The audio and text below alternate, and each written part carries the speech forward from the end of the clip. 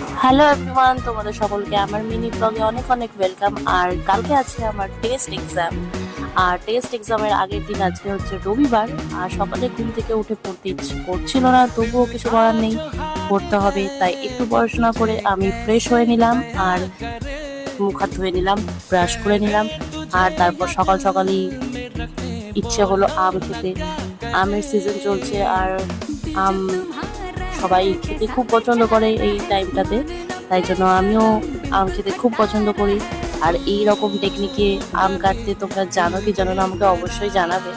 এই টেকনিকটা আমিও হোস্টেলে থাকাকালীনই শিখেছি। আর এইভাবে মানে আমটা ছিলতেও হয় না আর বেশ ভালোভাবে খাওয়াও যায়, তাই জন্য আমি এইভাবেই ছিলে খাই। বাড়িতে তো মাম্মি ছিলে কেটে দেয়, কিন্তু এখানে কিছু করার নেই, নিজেকেই সব করতে হবে।